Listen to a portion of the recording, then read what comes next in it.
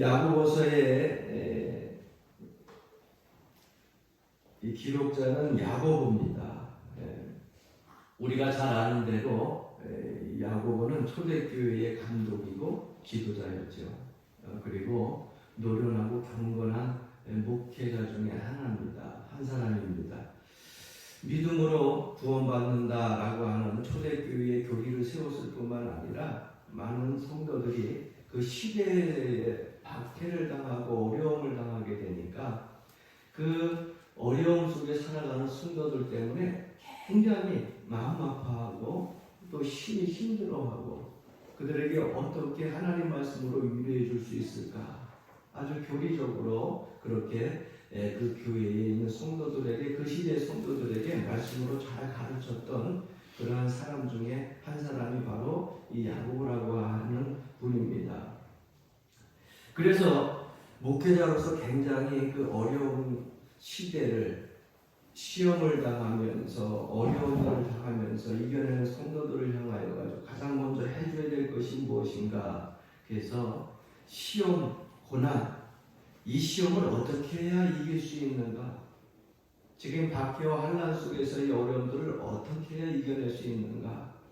그래서 그 마음속에 떠나지 아니해서 야고보서 1장을 가만히 읽어보게 되면은 이 1장의 주제가 시험과 고난, 이것을 어떻게 이겨내야 되는가?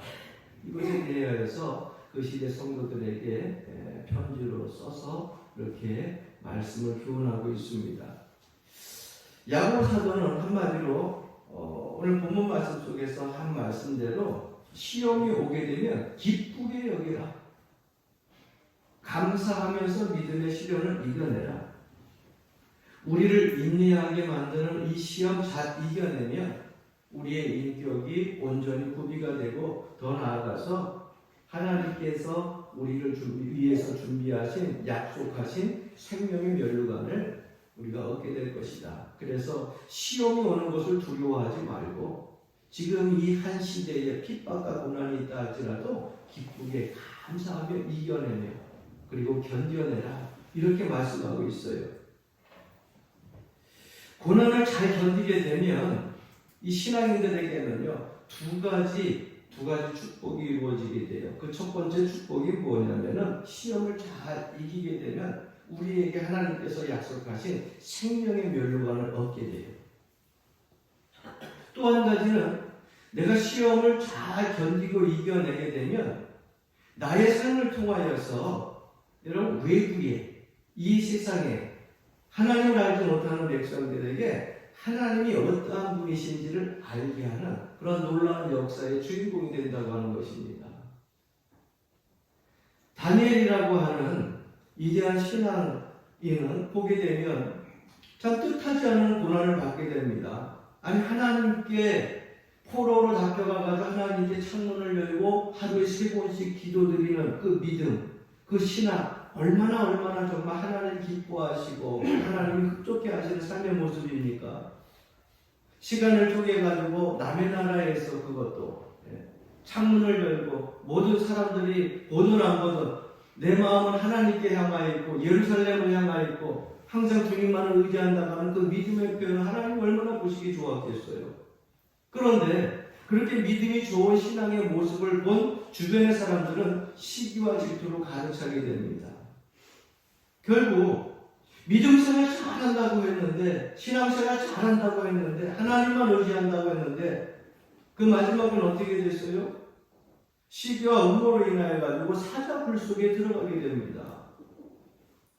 그런데 사자굴 속에 들어갈 때까지 그 사실을 자기가 그 사자굴 속에 들어간다고 하는 사실을 알면서도 하나님을 저버리지 아니하고 그래 너희들이 보거나 갔다가 사자굴에 넣어도 상관없어. 법령 위반했다고 나를 죽여도 상관없어. 그래도 나는 하나님 믿다가 죽을 거야. 하나님 의지하다 죽을 거야. 창문 열고 기도하다가 사자굴 속에 들어갔어요. 그런데 하나님이 어떻게 하셨습니까? 사자굴 속에서도 털끝 하나 상하지 아니하고 머리털끝 하나 상하지 아니하고 다시금 강건하게 붙잡아 주시어서 살아나올 수 있도록 하셨어요. 다니엘에 있어서도 마찬가지지만 다니엘을 통하여 가지고서 하나님이 살아계신다고 하는 것을 그 바벨론에 있는 많은 신하들과 무리들에게 보여주시잖아요. 여러분, 이것이 고난의 축복이에요. 그러니까 고난이 온다고 해서 자꾸 여러분 원망하고 낙심하고 애통해하지 마시고요. 여러분들 삶 속에서 오는 그 고난을 기뻐하며 감사하며 잘 견디어서 이것이 나에게 축복이요 하나님의 역사의 증언으로 남는 귀중한 그런 선교장의 역사를 여는 축복이다라고 하는 것을 기억하고 여러분들이 견디고 이겨낼 수 있길 주님으로 간절히 축원합니다. 그 시대를 살아가는 많은 사람들이 핍박과 박해가 있으니까 야고보 사도가 이렇게 말씀하고 있는 거예요. 12절 말씀 시작되어지는 말씀 속에 시험을 참는 자는 복이 있나니, 한번 따라해 봅시다. 시험을 참는 자는 복이 있나니. 시험을 참는 자는 복이 있다는 것을 믿는 사람은요, 시험이 와도 시험 같지가 않아요. 시험이 와도 복이 있다는 것. 이것을 믿게 되면 하나님께서 더 큰 것으로 예비해 주시고 준비해 주시고 이게 힘도 주신다고 하는 것. 우리가 잊지 말고 살아가시기를 바랍니다. 그러면 우리가 복이라고 하는 개념을 좀 다시 한번 살펴봐야 될 것 같습니다. 어느 동화책에 보니까 재미있는 이야기가 실려 있어요. 염라대왕 앞에 세 사람이 죽어서 서게 됐습니다. 우리나라 사람들이 다 염라대왕에 대한 많이 얘기를 하는데 죽어서만 볼 수 있는 대왕이죠. 그래서 세 사람이 죽어서 염라대왕 앞에 섰는데 염라대왕이 장구책을 생명 장구책을 이렇게 뒤적뒤적 보다 보니까 이게 온 세 사람의 이름이 없어. 보니까 아직도 한참 더 살아야 되는데 이 저승사자들이 잘못해가지고서 너무 일찍 세 사람을 엉뚱한 사람을 동시에 뒤지고 와버렸네. 그 염라대왕이 너무 당황해가지고서 그 세 사람에게 이야기합니다. 야, 암만 해도 내 수가 있는 저승사자가 잘못 알아가지고서 성이 갖고 그래가지고서 다른 마을에 있는 사람 데리고 와야 되는데 너 세 사람 아직도 10년 20년 많이 남았는데 일찍 데리고 왔는데 야 어쩌냐. 지금 보니까는 지상에서는 이미 장례식이 다 끝났으니 되돌려 보낼 수도 없고 대신 너희들 나중에 다시 혹시라도 태어나게 되면은 너희들 소원을 좀 들어줄까 하니까 대신 그걸로 퉁치자. 그랬더니 첫째 사람이 염라대왕 말을 듣고 이야기를 합니다. 저는요 한평생 사는데 지지리도 정말 가난하게 못 살았어요. 그러니까 다음 생에 혹시라도 태어나게 되면은요 돈 많고 먹을 거 풍족하고 정말 부자로 그렇게 가정에서 태어나가지고서 한평생 진짜 원 없이 먹고 부자로 살았으면 좋겠습니다. 그랬더니 그래 내가 그 소원 꼭 들어주마. 두 번째 사람이 이야기를 합니다. 저는 한평생 무시만 받고 살았어요. 권력 앞에 내가 힘 한 번 못 쓰고 억울한 일들을 너무너무 많이 당했습니다. 그래서 다음에는 꼭 권력 있는 정치, 권력자로 태어나고 싶습니다. 그래서 다른 사람들 앞에 무시당하지 않으려고 내 힘을 가지고 좀 권력 좀 행사하고 살 수 있도록 그렇게 해주십시오. 그러니까 염라대 그래 내가 잘못했으니까 다음 생에 그렇게 너도 해주마. 세 번째 사람이 드디어 이야기를 합니다. 야, 다 들어준다고 하니까 저는요 돈도 권력도 다 싫습니다. 그저 예쁜 아내, 예쁜 아내 만나가지고 마음 착한 아내 만나가지고요 한평생 아주 자연 너무너무 환경도 좋은 그러한 데서 그저 좋은 집에서 그저 아무 걱정 없이 염려 없이 한평생 100년으로 편안하게 다시 사는 것이 제 소원입니다. 이렇게 얘기를 합니다. 앞에도 다 소원을 들어줬던 염라대왕이 그 세 번째 사람의 말을 듣고서 대답을 합니다. 얘기로나 그런 데가 있으면 내가 내려가서 살겠다. 이렇게 얘기를 했다는 거예요. 여러분 이것이 중국 사람들의 개념의 복이에요. 복이라고 하는 것은 내가 원하는 것이 다 이루어지는 것, 내가 소원하는 것이 다 이루어지는 것, 이것을 우리가 복이라고 이야기를 하고 중국 사람의 개념복을 우리나라도 그대로 가지고 있습니다. 그래서 저 사람 복 받았다 그러면 저 사람 마음속에 소원했던 것이 이루어지고 가정이 잘 되고 자녀가 잘 되고 사업이 잘 되고 주변의 모든 일들이 다 형통하고 잘 되고 잘 되고 잘 되고 만사형통. 그러면 우리는 그것을 복이라고 얘기해요. 그런데 그 복의 개념을 우리가 성경을 통해서 보니까는 우리가 원하는 대로 다 되는 게 복이 아니라 오늘 본문 말씀 속에서 12절에서 복은 이렇게 말씀하고 있어요. 따라해 봅시다. 시험을 찾는 자는 복이 있나니. 복이라고 하는 개념은 내가 원하는 모든 것이 다 이루어지는 것이 복인 줄 알았는데 성경에서 야고보서가 그 시대의 신앙인들에게 오늘 이 시대를 살아가는 기독교인들에게 말씀하는 복은 무엇이냐? 시험을 참는 자가 복이 있다고 말하고 있어요. 여러분, 복의 개념이 우리가 세상에 생각하는 복의 개념과 완전히 다르잖아요. 그러니까 성경에서 이야기하는 복의 개념은 뭐냐? 여러분 12절 말씀을 제가 끝까지 공독해 드릴게요. 시험을 참는 자는 복이 있나니 이는 시련을 견디어낸 자가 주께서 자기를 사랑하는 자들에게 약속하신 생명의 멸류관을 얻을 것이기 때문이라. 할렐루야. 이해가 되세요? 왜 시험을 참는 것이 복이 되는지? 예? 주님께서 약속한 자들에게, 시험을 찾는 자들에게 그 복이 뭐냐면 생명의 멸류관을 어떻게 한다고요? 준비해 주시겠다는 거예요. 그러니까 성경에서 얘기하는 복은요, 우리 기독교인들에게 있어서는 어떤 것이 복이냐? 내가 마음에 소원을 가지고 원하는 것이 다 이루어지는 게 복이 아니에요. 그건 세상 사람들도 갖는 그런 세상적인 복이고요. 믿는 사람들이 생각하는 복은 뭐냐? 하나님과 나와의 관계가 바로 세워지는 것. 이게 복이라는 거예요. 네. 생명의 멸류관을 내 앞에 두고 사는 사람, 그러한 사람이 복이라는 거예요. 여러분, 우리가 지금 신앙생활하면서 걸어가는 길이 평탄하지 않을 수도 있어요. 매 순간순간 유혹과 시험에 의해 가지고 갈등도 생기고 마음의 아픔도 오고 그럴 수 있어요. 그러나 그 걸어가는 길 앞에 우리와 약속하신 주님께서 뭘 준비하고 계신다고요? 생명의 멸류관을 준비하고 계신다고요. 그 생명의 멸류관을 앞에 두고 지금도 내일도 그 길을 걸어갈, 십자가의 길을 걸어갈 우리들이 복된 사람이라고 야고보 사도는 말씀하고 있는 거예요. 할렐루야. 아멘. 한번 따라해 봅시다. 나는 하나님의 복된 사람이다. 할렐루야. 마지 못해서 하나님께 복된 사람이다 그러면서 그래도 속으로는 하나님 뭐니 해도 뭐니가 최고죠. 하나님께 나는 복된 사람이다. 하나님 그래도 뭐니 해도 뭐니가 최고. 여러분, 하나님 그 앞에 내 생명의 멸류관이 있다고 하는 그 사실이 얼마나 놀라운 축복인지 우리가 지금은 몰라.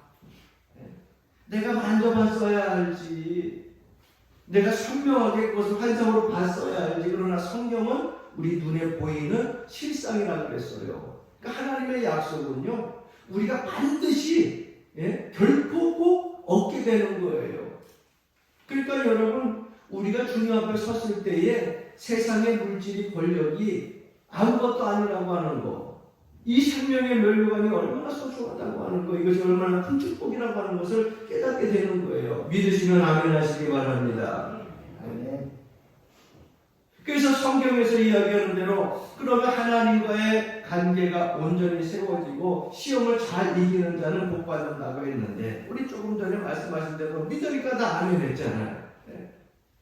다 수긍했잖아요. 그래, 십자가 잘 붙들고 이 어려운 시대에 믿음 잃어버리지 아니하고 잘 시험을 견디고 이겨내면 복 받을 거야. 아멘, 아멘. 그런데 문제는 뭐냐? 이기는 자는 문제가 없어요. 잘 참고 이기고 걸어가고 있는 사람은 문제가 없어요. 어떤 게 문제냐? 이기지 못하고 자꾸 지는 자가 문제라는 거예요. 이기면 문제가 없는데 복이 되는데 자꾸 지니까 문제예요. 자꾸 시험에 들고 쓰러지니까 문제예요. 포기하니까 문제예요. 그래서 오늘 이 야고보서 오늘 이 본문 말씀은요, 이긴 자에 대한 말씀이 아니라 진 사람들이 어떠한 태도를 가져야 되느냐에 대해서 말씀하고 있는 거예요. 이것이 오늘 본문의 주제예요. 왜 하나님이 그 수많은 사람들 중에, 수많은 기독교인들 중에 예수 믿는 사람들이 이 땅에 얼마나 많은데 나에게 이렇게 고난을 주시는가? 이렇게 아픔을 주시는가? 왜 이런 시련을 주시는가? 정말 하나님이 계신다고 하면은 이 시련을 이길 수 있는 힘을 주셔야 되고, 피할 길을 주셔야 되고, 능히 넘어설 수 있도록 능력을 주셔야 되는데, 왜 나는 자꾸 실패하게 하시고, 낙심하게 하시고, 절망하게 하시는가? 각 사람들은 이렇게 하나님을 원망합니다. 이러한 사람들의 특징이 뭔지 아십니까? 이긴 사람이 아니라 진 사람의 모습이라는 거예요. 이긴 사람은요, 하나님 원망하지 않잖아요. 그러나 시험이 오고 시련이 왔을 때 진 사람들은 누구를 원망해요? 하나님을 원망해요. 처음부터 하나님 원망하는 건 아닙니다. 궁지에 몰리게 되면은요, 이것 다 저것 다 하다가 나중에 하나님 원망하는 거예요. 그런데 이상하다고 생각하지 마세요. 창세기에 보게 되면은요, 아담 때부터 그랬어요. 하나님이 직접 지은 아담 때부터 그랬다고요. 너 왜 선과 악을 알게 하는 나무 씨가 따먹었느냐? 주께서 나와 함께 하라고 내게 주신 그 여자가 먹으라고 해서 먹었습니다. 누가 범인이에요? 따먹은 범인이 내가 아니라 하나님께서 내게 주신 그 여자가 나에게 주어서, 결국은 뭡니까? 그 여자가 범인이에요? 하나님이 범인이에요? 그 여자 그리고 하나님 둘 다 범인이고 먹은 나는 범인이 아니라는 거예요. 하나님이 하와에게 물어보잖아요. 하와야, 너는 왜 그거 따가지고서 먹지 말라는 거 네 남편에게 줬냐? 그랬더니 뭐라고 얘기합니까? 뱀이 꼬셔가지고. 하나님 만들어놓은 것이 뱀이 꼬셔가지고 내가 꼬임을 당해서 먹었습니다. 결국 아담으로부터 하와까지 다 그들은 뭡니까? 핑계대기에 바빴습니다. 책임 전가하기 바빴어요. 그런데 여러분, 우리나라에도 이런 비슷한 속담이 있어요. 잘 되면 내 탓, 안 되면 누구 탓? 왜 그렇게 잘 아는데? 우리는 그 말이 좋은 말은 아니잖아요. 잘 되면 내 탓, 안 되면 조상 탓? 내 자신 먼저 돌아가야 되는 거 아니에요? 그런데 서양에도 그런 속담이 있어요. 실패는 사상하다라고 하는 격언이 있어요. 그러니까 실패한 것은 사생아야. 내가 실패한 것은 책임질 사람이 없어. 자기가 책임을 져야 되는데 사생아는 뭐예요? 실패의 어머니도 없고 아버지도 없고 책임질 사람이 없다는 거야.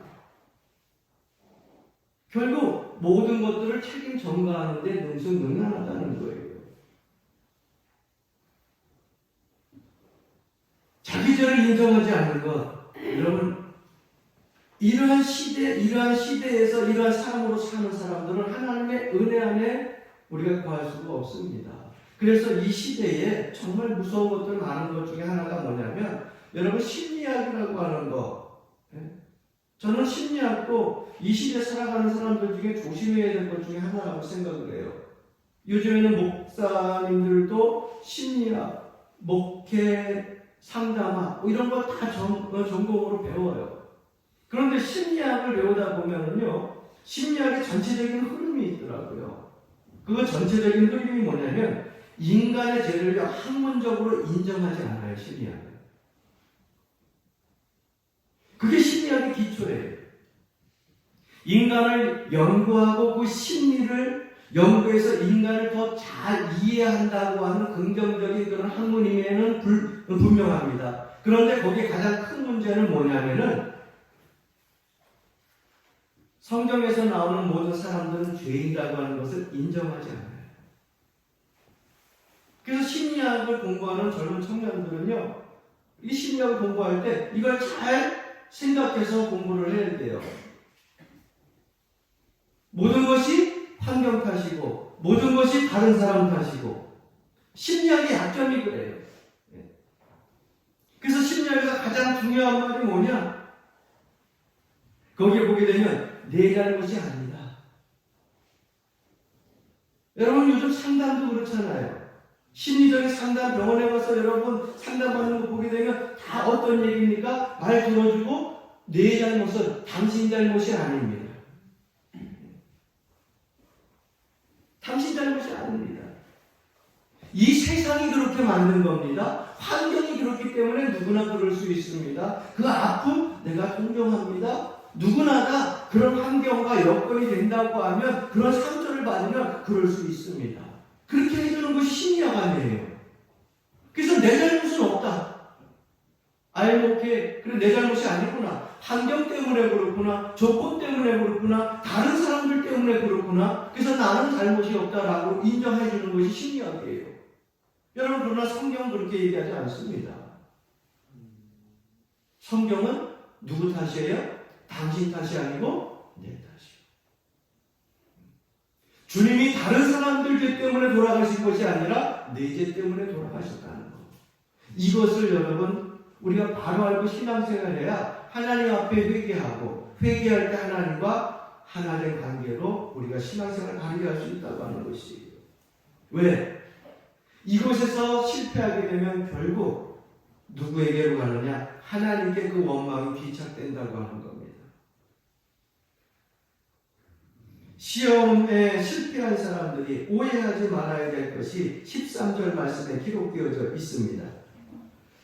사람이 시험 받을 때에 내가 하나님께 시험을 받는다 하지 말지니 하나님은 악에게 시험을 받지도 아니하시고 친히 아무도 시험하지 아니하시느니라. 할렐루야. 하나님이 나를 시험했기 때문에 내가 그 시험에 빠져서 죄를 지었다? 여러분 그걸 성립하지 않는다는 거예요. 왜? 하나님은 악에게 시험받지 아니하시는 분이기 때문에.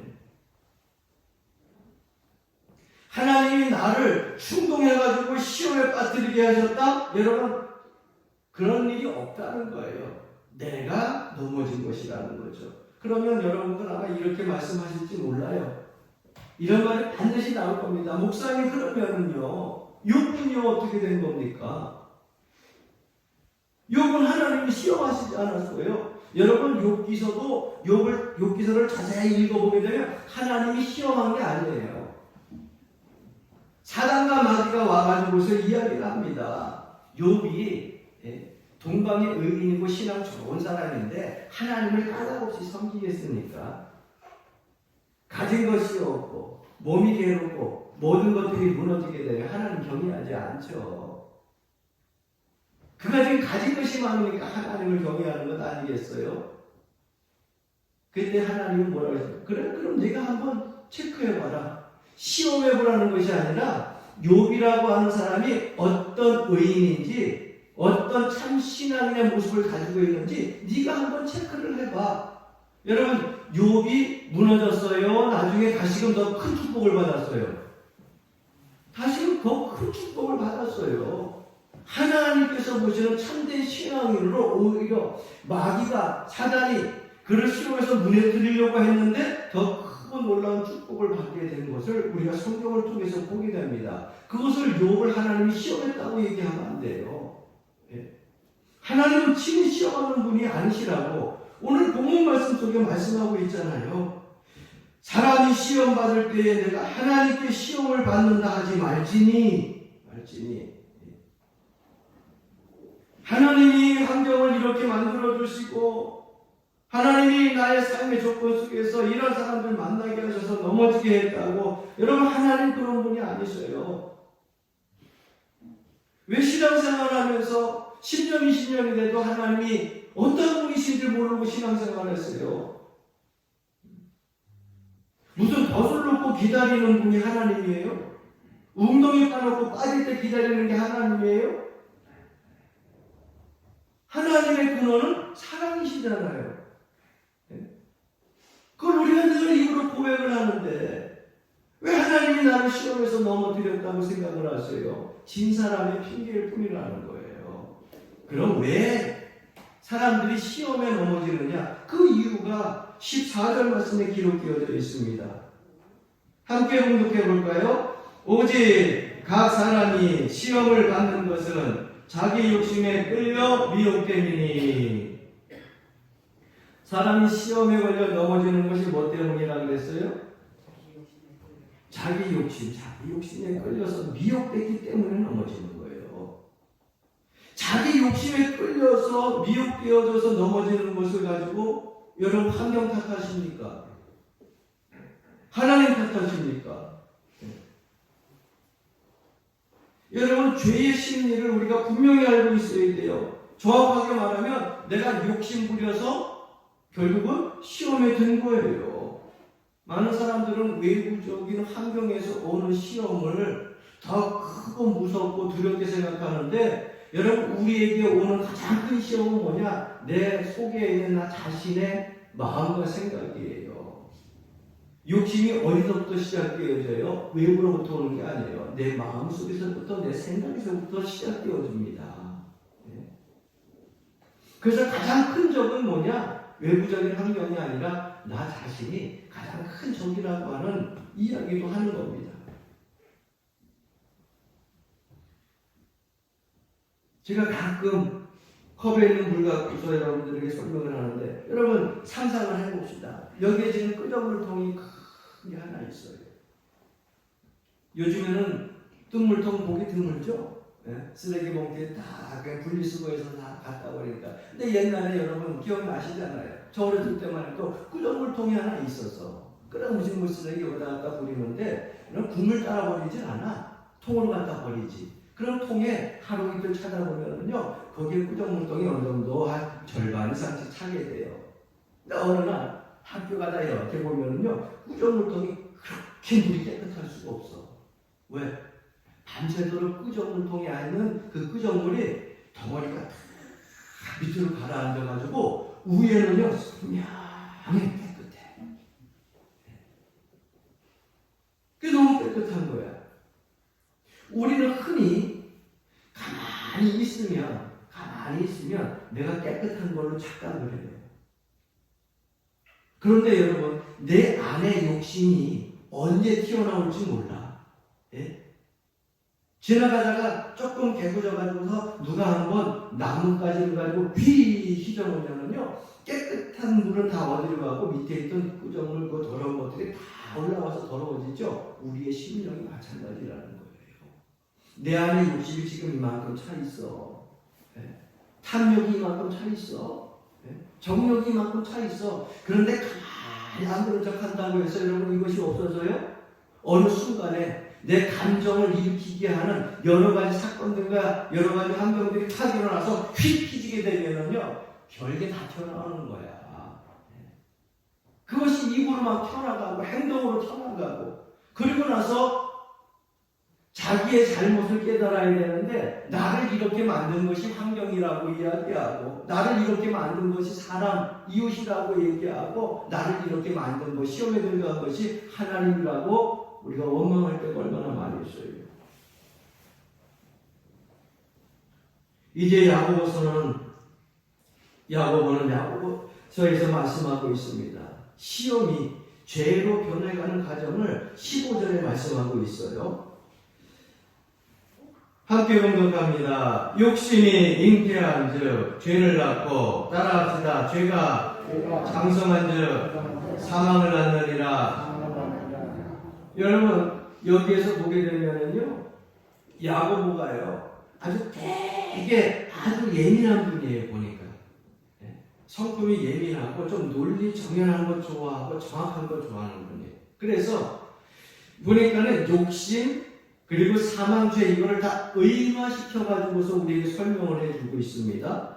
욕심이라고 하는 것을 잉태하는데 낳다 그랬어요. 그럼 낳는다고 하는 거 우리 여성분들은 쉽게 이해가 되죠? 뭐 남성분들하고 이해 못할 것도 없어요. 낳는다는 것은 뭐예요? 아이를 낳는다는 거예요. 그냥 낳아요? 아니죠. 반드시 잉태가 되어져야 낳잖아요. 예? 야고보는 의인화시켜서 이걸 아주 정말 명료하게 죄의 성장 과정을 우리들에게 가르쳐주고 있어요. 욕심이라고 하는 것이 무엇이냐? 욕심이라고 하는 것이 잉태에 따르는데 그 욕심을 잉태한 사람이 누구냐? 우리라는 거예요. 예? 그러니까 우리가 영적으로는요, 남자 여자 할 것 없이 하나 욕심을 잉태했으니까 여자라고 생각을 해야 돼. 예? 그러면 여러분 혼자 잉태해요? 남자 없이 잉태가 되냐고요? 욕심을 잉태한 나 누군가가 있어야 될 거 아니야? 애비가 있어야 될 거 아니야? 그런데 그 애비가 누구냐? 성경에 보면은요, 거짓의 아비는 누구라 그랬어요? 예? 거짓의 아비는 누구라고요? 마귀야. 그러니까 마귀가 아비가 되어져 가지고 우리 심령 속에 욕심을 이렇게 잉태하게 했어요. 그러면 나야 돼? 낙태시켜야 돼?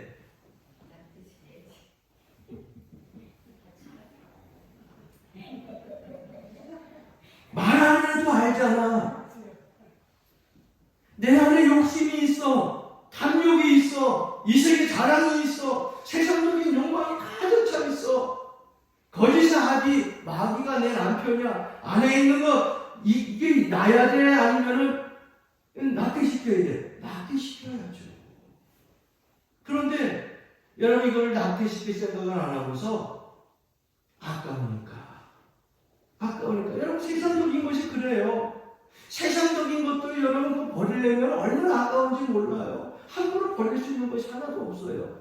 제가 종종 이렇게 옛날 과거에 있던 옷부터 해가지고서 어느 목사님이 준 옷까지 해가지고서 옷장을 열어보면은요, 이게 3년이 돼도 5년이 돼도 안 입는 옷은 아니고, 그런데 그게 한 해 지나간 다음에는 꼬깃꼬깃 접어가지고서 남 입을 수 있도록, 요즘은 누구 줘도 안 입으니까 철물점에 갔다가 저기 고물상에도 갖다가 주면은 고물상에서 그나마 이렇게 한 1kg 몇 킬로 하나 2, 3천 원씩 주는데 거기다 갖다 주든지 아니면 있는데 줘야 되는데 그걸 막상 해가지고서 버리라 그래서 집사람이 버리라 그래서 버리라 그러면 아까워.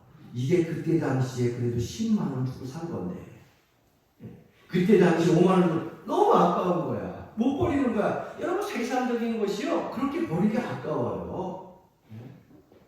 싸놓고 사는 것들이 얼마나 많아요. 여러분들 아마 이제 신방 때 가보게 되면은 버려야 될 것들 많은 거야. 주섬주섬 아마 갖다 놓고서 10년, 20년 동안 쌓아놓은 것이 되게 많을 거예요. 제가 교회 창고도 뒤져보니까 교회 창고에도요, 15년씩 이상 된 것들이 몇 개 있어. 버리라고 하는데 버리라고 하면 아까워. 언젠가 쓰겠지? 15년 동안 안 썼는데 뭘 써 쓰기는. 내가 봐도 버리긴 버려야 될 것 같아. 세상적인 욕심이 이래요. 그러니까 거짓의 아비 마귀가 지아비가 되고 욕심을 잉태한 내가 여자가 되어져가지고 영적으로 살아가는데 이거 버려야 되는데 못 버리는 거야. 그러니 낫지. 그러니 낫는 거야. 그래서 야고보에서 죄의 성장의 과정을 아주 기가 막히게 설명하고 있잖아요. 그래서 아버지는 마귀, 욕심을 잉태한 나는 영적으로 침체된 자, 시험에 든 자. 그래서 잉태했더니 뭐를 낳았어요? 죄가 아들이야. 그걸 못 버리고 꾸지꾸지 낙태 안 시키고 났더니 뭐가 나와서? 죄라고 하는 아들이 나왔어. 그래서 죄라고 하는 놈이 나왔더니 이제는 뭐예요? 죄는요 저절로 가요. 참 이상해요. 죄라고 하는 것은요 그저 누가 옆에서 잔소리 안 하고 바르게 안 키워도 저절로 잘 커. 죄가 한번 나오기 시작하면. 그랬더니 죄라고 하는 그 아들이 나와서 뭘 낳았어요? 손자를 낳았는데 사망을 낳았어.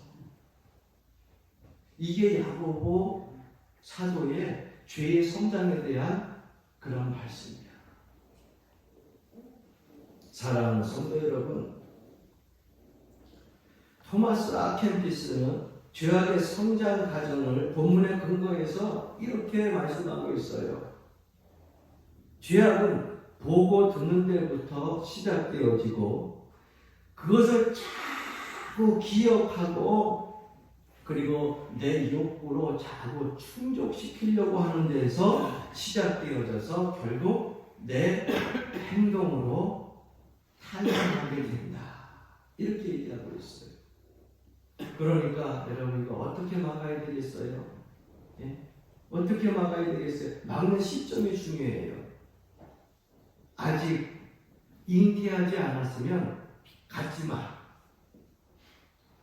안 가지면 더 좋아. 욕심을 잉태하여 좋을 것 하나도 없어. 하나님께서 주신 그 소망을 가지고 사셔요. 할렐루야. 그런데 살다 보니까 이것도 욕심이 생기고 저것도 욕심이 생겨가지고 지금 여기저기에 여러분 물질의 욕심도 조금 생겼고 권력의 욕심도 생겼고 자녀의 욕심도 생겼고 여러 가지 욕심들이 조금 생겨서 잉태가 되어졌어. 방법이 어떻게 돼? 잉태된 건 낙태시켜. 안 돼. 우리가 그렇게 하면 끝이야. 그런데 우리가 안 돼. 그걸 못해요. 아무리 여러분 아주 강력한 그런 마귀가 우리를 유혹한다 할지라도 내가 관심이 없으면 시험에 들 염려가 없어요. 여러분 돈에 전혀 관심이 없는 사람 없겠지만 돈에 큰 관심 두지 않고 별 신경 쓰지 않는 사람 돈으로 아무리 유혹해도 그 사람 시험에 들어요 안 들어요? 안 들어요. 문제는 돈에 대해서 애착이 있는 사람들은 돈 때문에 꼭 시험을 들어요. 권력 어때요? 명예 권력 그냥 한평생 내 삶 속에서 그냥 편안하게 그렇게 사는 것이 나는 이 삶 속에서 큰 축복이야. 그런 거 신경 안 써. 그런 사람에게 정치 권력 아무리 얘기해도요 시험에 들어 안 들어? 안 들어. 그런데 정치 권력 이런 거에 명예에 관심 있는 사람 그것 때문에 어떻게 돼요? 조금이라도 자존심이 상하게 되면 시험에 들어요. 아무리 여러분 커다란 마귀가 큰 마귀가 와서 우리를 유혹해도 우리가 관심 가지지 않으면 잉태될 수가 없고요. 시험이 될 수가 없어요. 문제는 내 안에서 시작되는 그 욕심 때문에 내가 거기에 관심을 갖고 집착하기 때문에 시험이 드는 거예요. 그래서 시험에 진 다음에 꼭 하는 소리가 하나님 때문에 다른 사람 때문에 환경 때문에 누구 때문에 따라해 봅시다. 내가 성질 버린 건 다 나 때문이다. 또 집에 가서 그래요. 목사님이 내 성질 버린 건 다 목사님 때문이래. 우리 흔히 그렇게 얘기하잖아요. 누구누구 때문에 성질 버렸다고. 아니, 나 때문이야. 우리 가끔 부모님 그런 얘기 하죠. 아이고, 이놈의 새끼 만원들어서 너 때문에 내가 늙는다. 여러분, 걔 때문에 늙고? 눈 감고 있어도 늙고, 가만히 있어도 늙고? 세월을 가기 때문에 저절로 늙잖아. 근데 왜 걔한테 네가 만들어서 늙는다 그래? 그러니까 사람들은 책임 전가하는 걸 너무 좋아한단 말이에요. 오늘 성경 말씀 속에 보게 되면 여러분 시험을 참는 자는 복이 있나니 그랬어요. 시험이 없을 수는 없어요. 성경에서 이야기하는 참된 복은요, 내가 소원하는 모든 것이 이루어지는 것이 아니라 우리에게 주어지는 이 삶 속에서 시험이 오고 시련이 와도 잘 견디는 자가 복이 있다고 말씀하고 있어요. 왜? 약속하신 생명의 면류관이 우리 안에 있기 때문에. 그러므로 사랑하는 성도 여러분, 여러분들 앞으로도 살아가는 길 속에서 혹 시험이 오고 시련이 온다 할지라도 여러분 이거 복이라 생각하고 기쁘게 감사하게 잘 견디고 이겨내시길 바랍니다. 이 앞에 주어지는 생명의 면류관이 내 앞에 주께서 얘기하고 있다고 하는 것을 기억하시고 믿음으로 잘 이겨내시며 살아가시기를 주의 이름으로 간절히 축원합니다.